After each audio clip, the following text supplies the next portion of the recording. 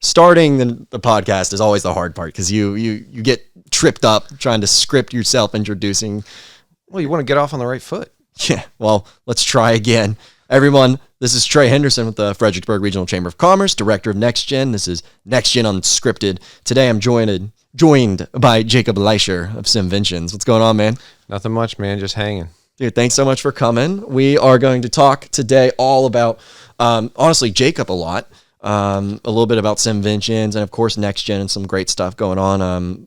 Some events coming up and as well 2025. I know it's a month in, but it feels like it's still brand new. I don't know for you, but January is a whirlwind. So we'll talk about the weather out there tells us it's still January, So it's back and forth. It was like 60 and then it snowed. We're going to get more snow.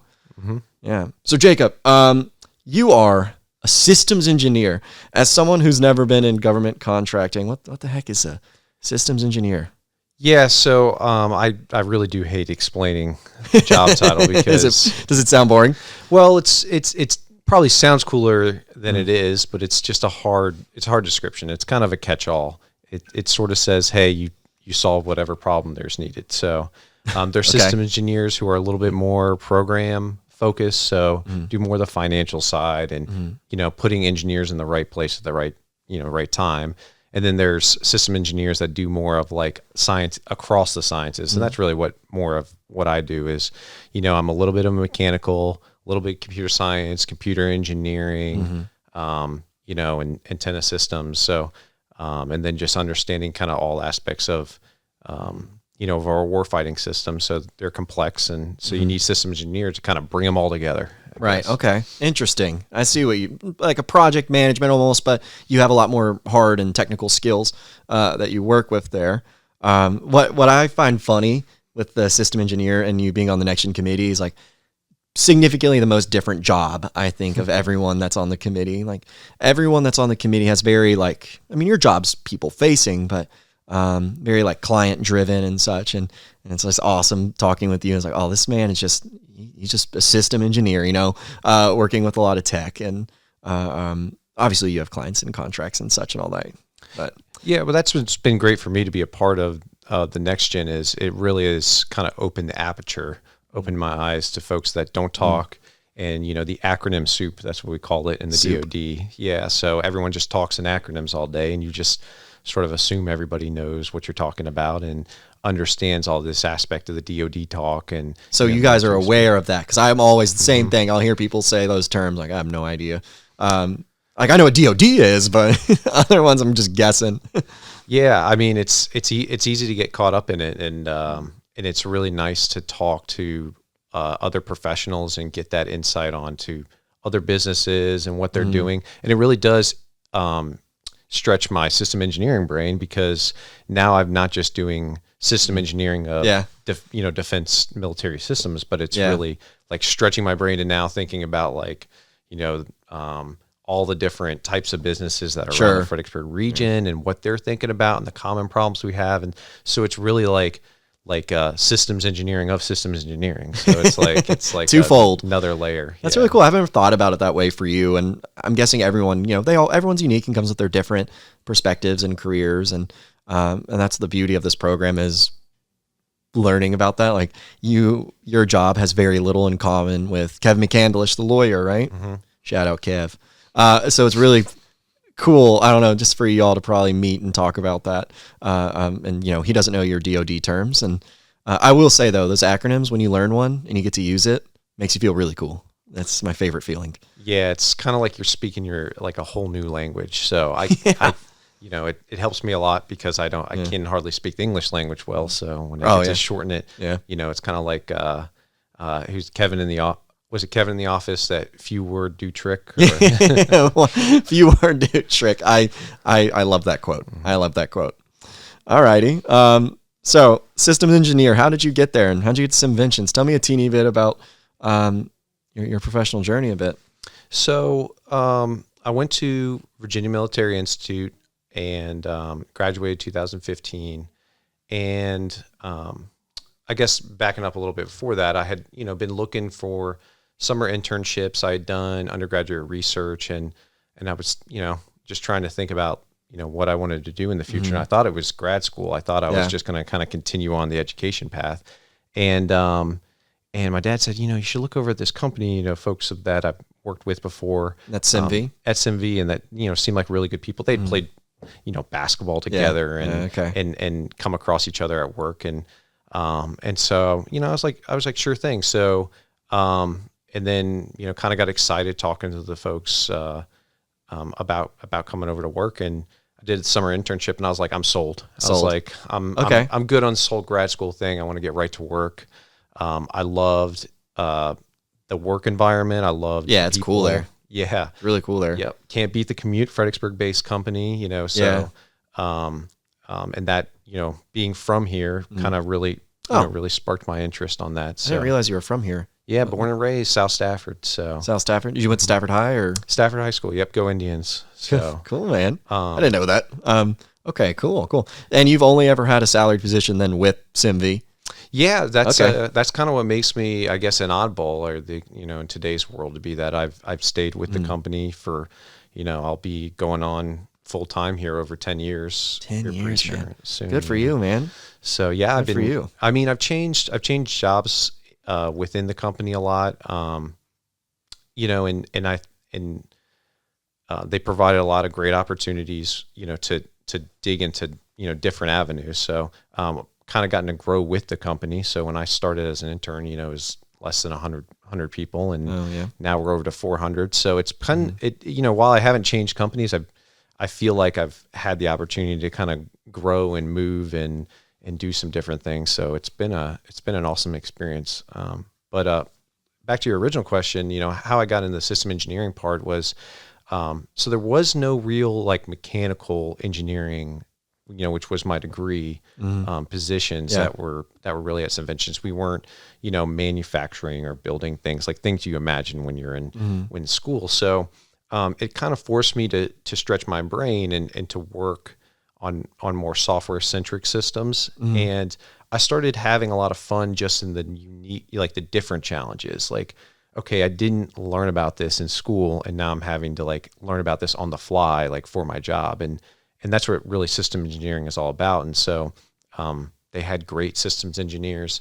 They set me up with, a fellow by the name of Wayne Mills when I first got to SimVentions. And I used to joke when you go to the meetings, I was like, the great news is SimVentions brings 41 years of system engineering experience to this team. Okay. And I was like, the only problem is Wayne is 40 of that, and I'm one. So, all right, shout out to Wayne, 40 years. Okay, well, you get to bring in that brand new perspective. That's why you're next gen.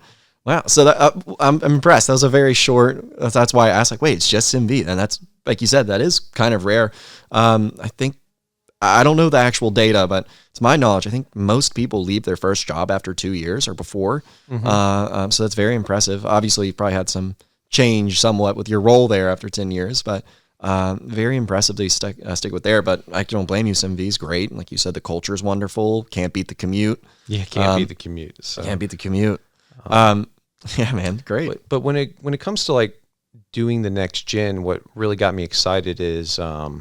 Why'd you want to be a part of this? Well, it's the same, it's how did I convince you? Yeah, how did you convince me? Well, we can get to that, but being a part of a group like this and being from Fredericksburg, I love to see the growth around here, and I am a really big fan of this place. I mean, it's a perfect fit in terms of it's got, plenty of Targets and shopping centers and restaurants and things to do in downtown.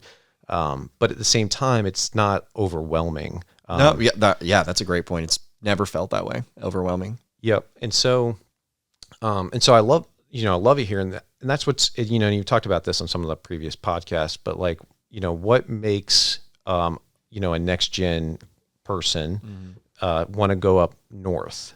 And, some people, different things appeal to different people, but I've always been surprised as to the lack of number of my peers and friends and folks as I've grown up, not staying around in the area. Right. Okay. And so I'm always I'm invested in helping folks to see, the value and the opportunities that are around here, so that it's not just, well, I couldn't find a job around here, That's right. That's what they all say. Yeah. That's kind of the default answer. And my question is too, is like, well, if we got more folks that are in the next gen that are commuting up north, you know, maybe they come to a next gen event and they say, oh, wow, these people have, you know, found opportunities in exactly what I'm interested in, or something kind of related that I might be interested in. Right. And how exciting that would, you know, how exciting that would be. And so I really just like am excited to provide folks, you know, that it applies to, like folks that did grow up here, or, you know, have kind of moved into the area, and like seeing that like Fredericksburg has a lot to offer, and that and that you can find great places to work, like SimVentions here. And so we have tons. Yeah. Well, I think everyone has that view of their hometown. You know, they view it as all their old high school friends that didn't find a great job. It's like, no, a lot of them are finding great jobs here. I met someone from Paris, and they said the same thing. Like, I just had to leave my hometown. Like, there's nothing to do. It's like, dog, you live in Paris. It's like the capital of the world. Yeah. Where else is, I mean, some people don't love Paris, but still, like, what, you know, like nothing to do. Like, like, do you not love art and food? So, I mean, people always say about their hometown, and Fredericksburg obviously is smaller than Paris, but we have stuff to do, and it's beautiful. There's a lot of great facilities and jobs, and you're close. Fred Nats is here. They're a ton of fun. We got all these things to do. Yeah, you're close to a lot of stuff. I mean, you're not far from the beach. You're not far from the mountains. You're not far from the nice airports in DC. And get you know, hop around and go. And then if I could put in like a plug, I mean, I grew up probably 7 minutes from the, you know, the downtown, you know, old town Fredericksburg. And when I moved out and I moved into the downtown Fredericksburg area, you know, it was like a whole new experience. I mean, you think you know Fredericksburg because you grew up here, and you really do start to realize that there's so many niche places and things and people and events. Yeah. And you just can't keep track of it all. And so, and we'll talk about that a bit later too, when we bring up the 805 and the volunteer thing. We are one of those events. We are one of those things. So. We are one of the things to do. I've not thought about that. Like, we're a reason to be around. Well, awesome, man. I forgot to mention our icebreaker. We are recording this on February 14th. It is Valentine's Day, y'all. That's supposed to be our icebreaker. We're 10 minutes in, but Jacob, you're a married man, yeah? Yeah, just married last May. So. Oh, congrats. Yeah. Valentine's Day, y'all got a hot date? Any fun plans? No, we're pretty simple. You know, we'll probably stay in, crack open a bottle of wine, and watch our new show right now is Desperate Housewives. So big Desperate Housewives guy. Yeah, actually, it's been great. I think we're in season 4 right now, so it's certainly been a kind of a perfect little entertaining show. You know, my wife is more into like the social and the, you know, the kind of fun ones you don't think too much, and I'm into the ones that make you think. And so it's kind of a nice little blend of interesting. Okay. You know, of that. So I like the character development. I like the progression, you know, but at the same time, good date it's night like show too. Yeah. You don't have to like lock in on it though. That's the thing. So, but good. Yeah. Okay. My show right now is Severance. Oh, okay. It's incredible. It's so good. So good. Yeah. It's on Apple TV, and new episode came out last night. I haven't been able to watch it yet, but all day I'm just thinking about it and avoiding spoilers on my phone and stuff. Yeah, man. Okay. Well, cool. Happy Valentine's Day to y'all. We'll move forward. And hopefully her name's Molly. Yeah. Molly. Yeah. Yeah. Well, yeah. So, and she, like you, was in the teaching profession and recently moved out, and, you know, as a lot of folks have. So where is she now? She's at SimVentions. Oh yeah. So yeah, she joined the family business, I guess. So were you her reference? Yeah, I did get the reference, I think. So, okay. But she's at a different office, so we do not ride to work together. Oh, okay. Yeah, I need that time to myself. I was to say, even then, you probably want to decompress alone. Yeah, I need that time on the way in and on the way out to good for you. Get my mind right. So. You got to put on your music, you know, or podcast, or jam out, whatever you need to do in your car alone, and someone might ruin that vibe, even if it's your wife, you know. Yeah, but it's sorry, Molly. Yeah, sorry. She'll understand. Okay, buddy. Well, let's move forward. So we're a little bit into the new year. It's February. It's only a month and a half in. And to me, January was just a blur. So I want to record this podcast earlier and ask you, you know, talking a bit about New Year's stuff because one of our events coming up is the 805. What is 805? It's a new series of events we want to try out.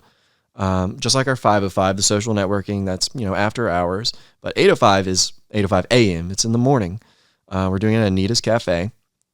It's the 27th, 8 to 10 a.m., but stop in. You can come for 30 minutes, 5 minutes, and just have a cup of coffee. It's the free cup of coffee if you just do drip. Anything else, it would be on you. But one of the things we do while we're there, we're not just sitting there talking networking. We're asking specific questions, and that question is, we have two. Those questions are, what did you learn in 2024? And what are you excited about in 2025? Or what are you looking forward to? What are your goals for 25? Jacob, I want to ask you that, sir. Okay, so starting on 2024, it wasn't quite as exciting as, your travels and Andrew's travels that he's, talking about, and career changes. But, I did have some big life events in 2024. So getting married, buying my first house, those were two. Yeah. So that's huge. I didn't know you bought your first home. Yeah, I did it all within the same month. So that was, Okay. Would not recommend. Just kind of worked out the timing of that. So those were kind of our, the wedding was scheduled. So that was, an obvious part of 2024. Right. But, buying the house was definitely something that we made a goal. And, Sophia talked about that in a previous podcast as well, that it's definitely a challenge. And buying the home, you said? Yeah. Especially your first. The going through the process. I mean, and that's what's, that's why I like these next gen type events. It's not just like the professional, everybody thinks like we're shaking hands and sharing business cards and, and talking shop, but it's, it's a lot of that, like, hey, I just went through this. I know this is something that you're probably going through. And here's the things I wish I would have known. You can have that quick, relation.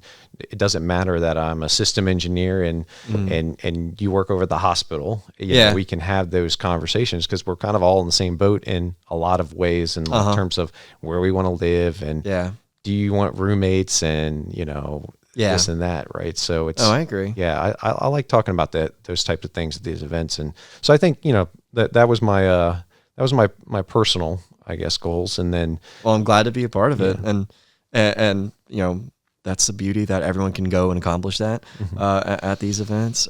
So it's so cool that it was impactful for you. Yeah. And obviously, buying a home and getting married at the same time, don't recommend. You said. No. Yeah, separate those two. Nope. Split them up a bit. Put some distance in there because that's a lot of work to be moving boxes the same week that you're getting married. So one of my good friends, they bought a puppy.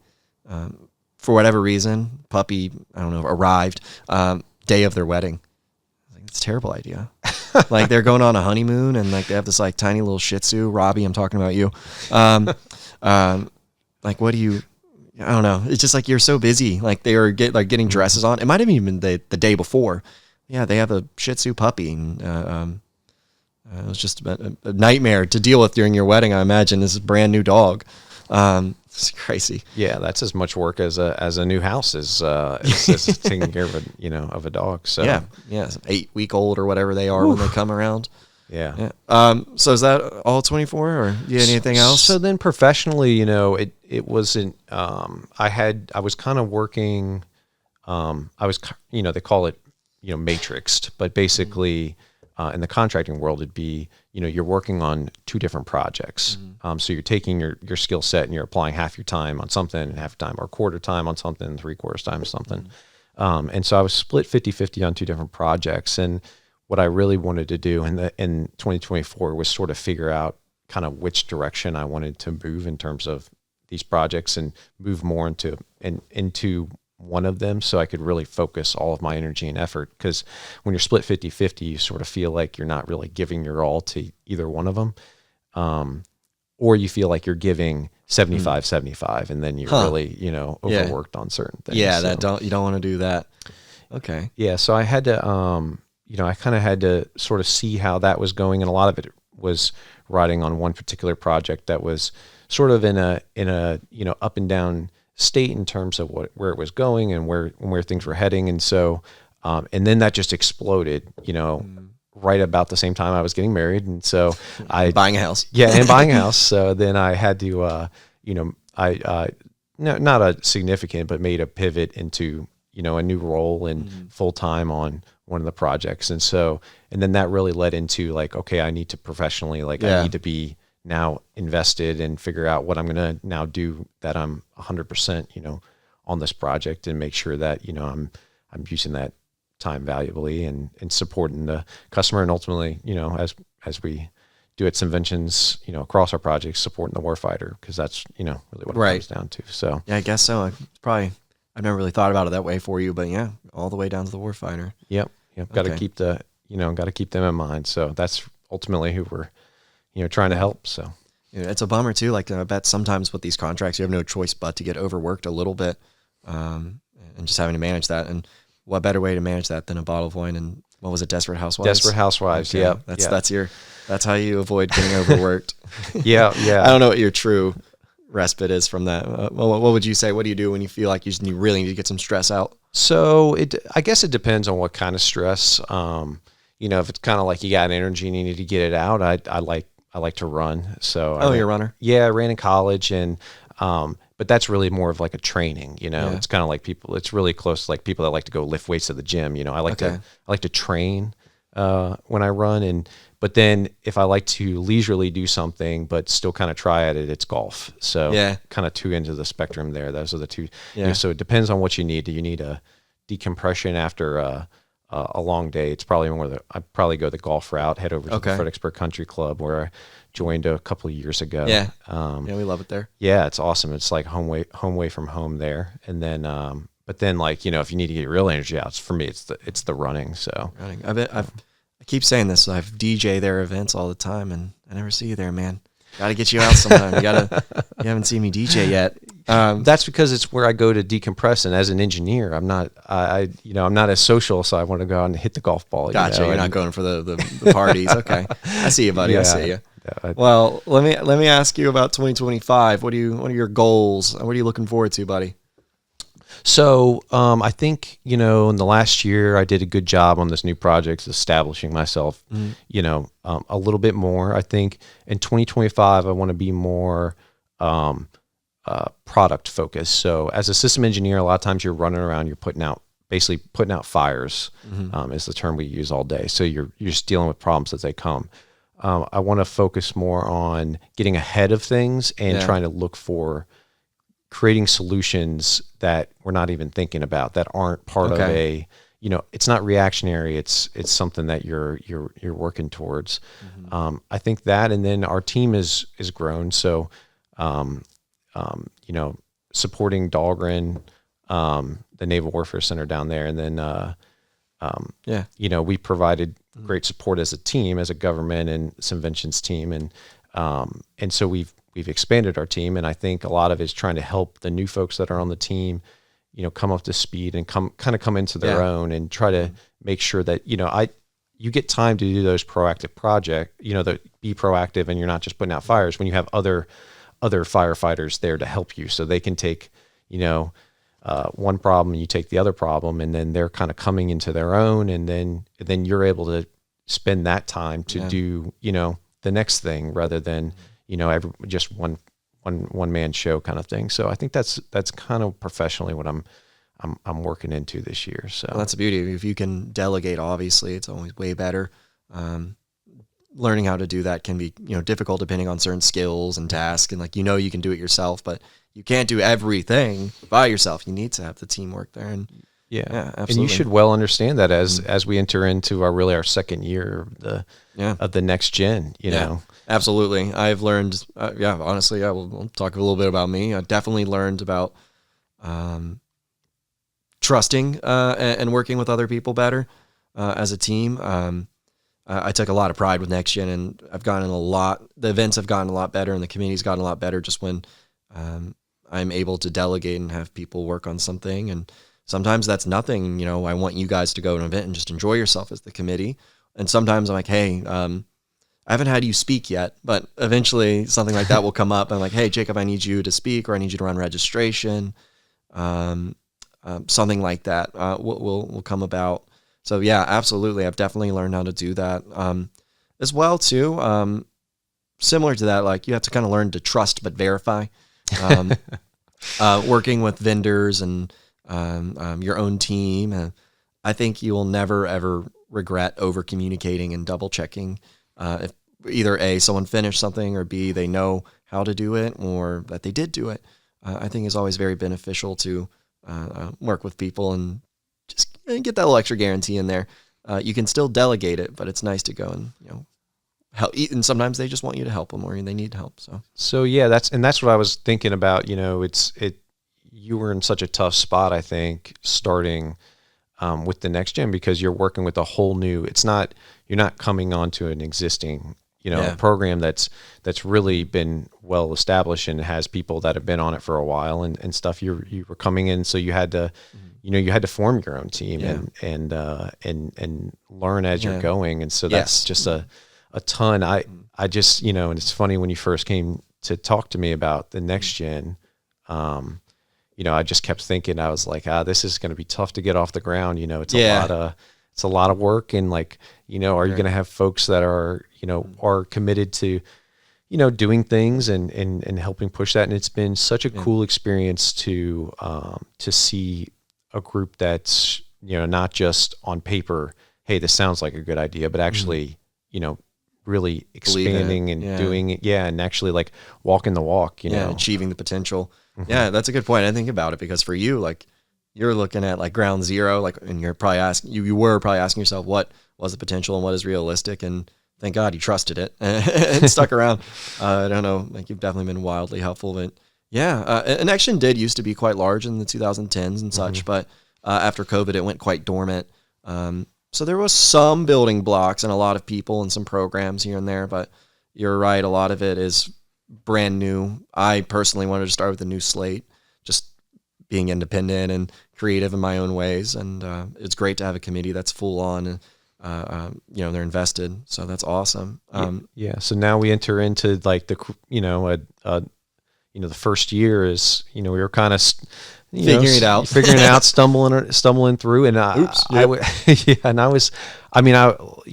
and we talked about this amongst ourselves as committee members, but I was, I'll just reiterate, I was wildly impressed with the success and the commitment and the, and then the support from the community. I mean, the sponsors, the folks who attend, all the folks that attended, these events, it really did come together better than I ever thought it could in the first year, in kind of version 2 first year.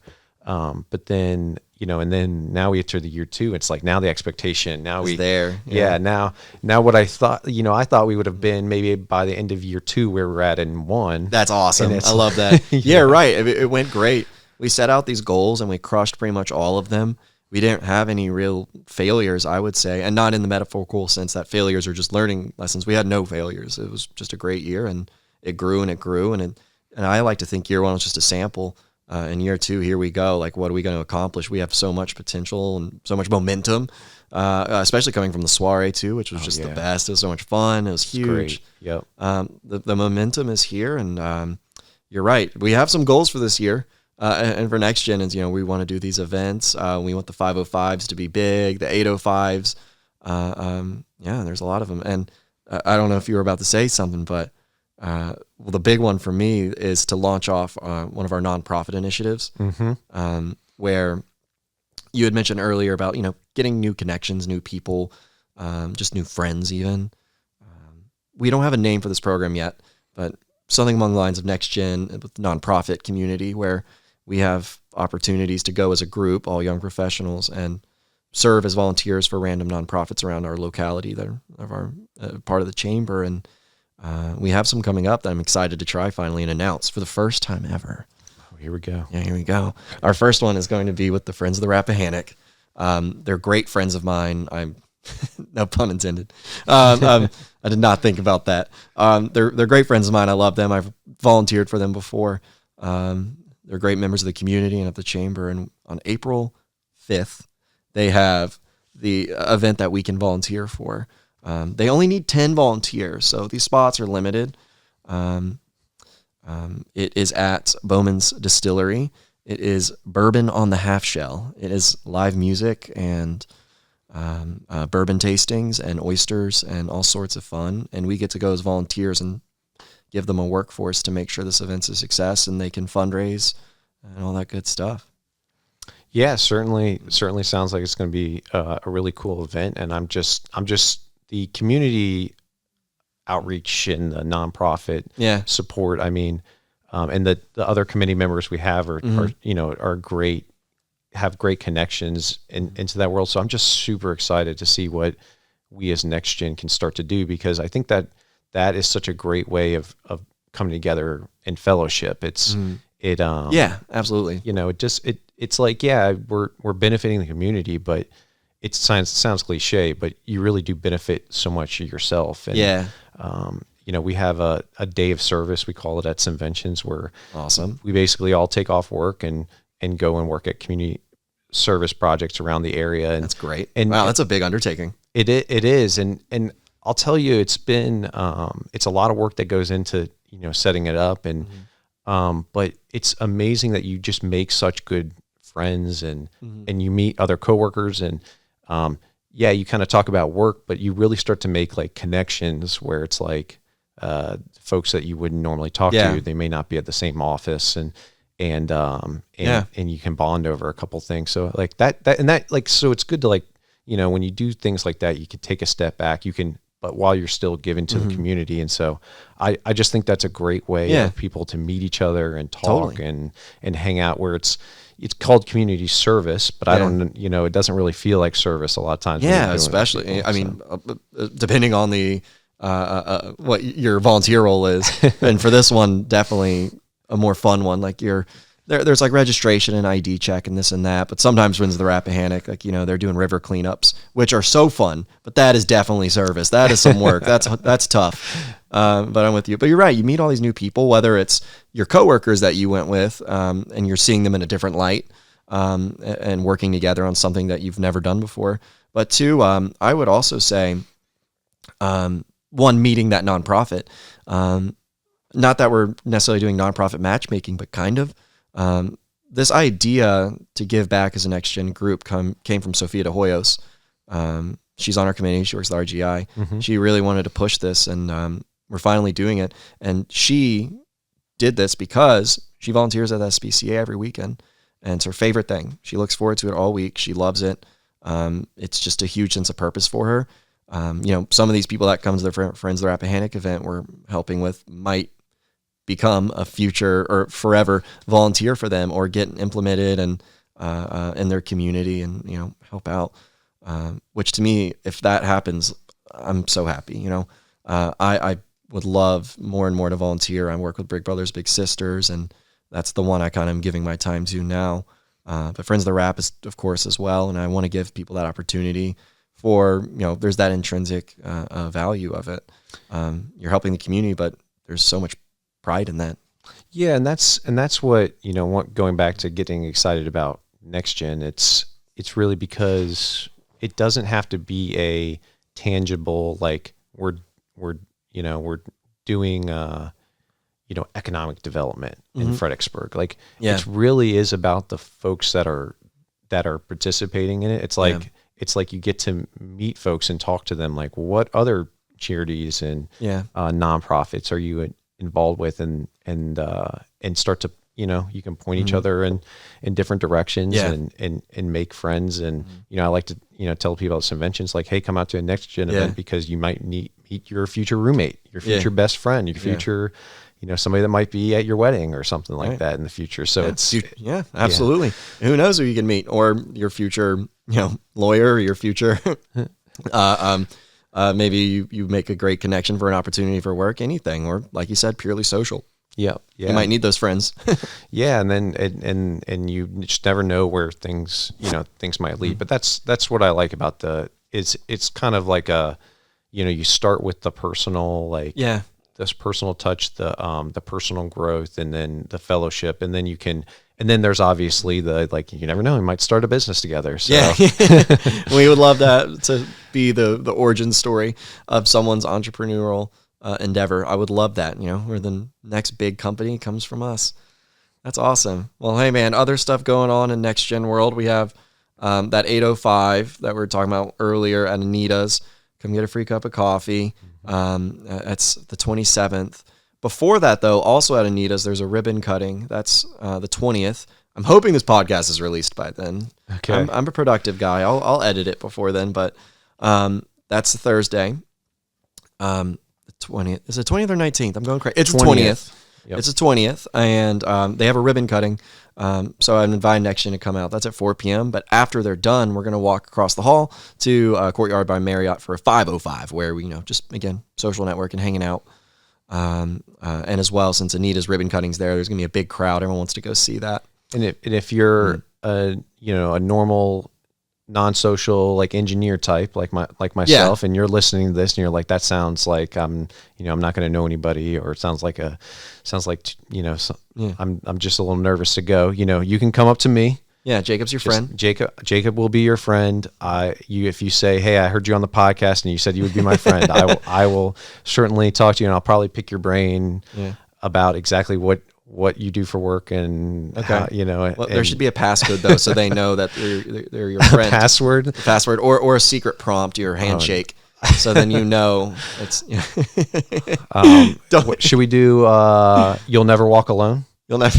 It's for those of you that aren't soccer fanatics. It's the Liverpool song. The Liverpool song, and do they have to sing it in its entirety? And that we have to sing in entirety. It's the greatest home atmosphere in the world. So it is pretty cool. It is very cool. And I hope to go over there one day. So and check out a game. But you'll never walk alone. That's the passcode. If you see Jacob and you want to be his friend, you have to be a fake Liverpool fan. A fake Liverpool fan, or a real one. If you maybe someone's like, oh sweet, I love Liverpool. That's the problem, is I'm going to forget about this conversation. Somebody's going to come up to me and I'll just start talking Liverpool to them and not realize that they just used it as the secret passcode. Why? So why? What are people from Liverpool called? Like Scoozers? Oh, Scousers. Yeah. That's not offensive, is it? It may have been at one time, but I think maybe we've I say we have never even been there, but it's embraced. So okay. I think it's more in reference to the dialect that they have. The accent and such. Okay. Yeah, as long as I don't get in trouble for I think it's a normal I swear I've heard it in other podcasts. Yeah. Okay, wonderful. So some Scouse. Do you know Scouse? And my, yes, he does. My wife will love this. So I couldn't do it right now, but I have in my free time gone on YouTube and looked up Scouse words so that I can start saying like they say bevies. So they're instead of beverage. So bevies. But the hardest part is like you got to get like the specific way of saying it, not just like the what they're saying and stuff. So I've got to work on it. I believe in you. Next time I see you, I'm going to quiz you on your Scouse. There's an American soccer player. His name's Anthony Robinson, but he was born and raised in Liverpool. Mm-hmm. The whole international soccer thing I'm not going to get into, but he can do that and still play as an American player, even though he's Scouse. And there's just like an ongoing joke. He's the world's first American Scouse player, or world's first Scouse American, whatever you want to say it. So, but he's awesome, by the way. I'm still holding out hope that he's going to come over and join our side at some point. So he's a left back, I feel like. We have one of my favorite players as our left back right now, Andy Robertson from Scotland. But he's great, but he's getting older. He's going to need a replacement, and who better than Anthony? And Robinson's been looking pretty good this year. So, and he's Scouse. I feel like he would want to go to Liverpool. But knowing you as a Chelsea fan, you're probably thinking you're just going to steal him from us at the last second, like you've done on the last couple of. Well, it hasn't worked out for us, but that does happen. That does happen. We do like to come in, and that's how we got Caicedo and someone else, I'm sure. But I would love for him to go to a big club because he's American. Obviously, Chelsea would be better for me. We might try. We have Cucurella though. I don't know if we have space for two amazing left backs. Mm-hmm. We've lost everyone on the podcast. I know that's talking soccer. 5 minutes later, soccer. Yeah. Alrighty, man. I think that's good. I don't know what else is here to talk about, but make sure you guys come out to those events as well. If you're interested in volunteering with us, email me. We are only taking 9 people. So I will take those people in personally and register you as a small group that will go out together. And where can folks go to find out about maybe the next event or the next, Great if they question. can't make that? Great question. So we have a LinkedIn page. We have an Instagram page. We got Facebook as well. I'm putting out a Next Gen newsletter.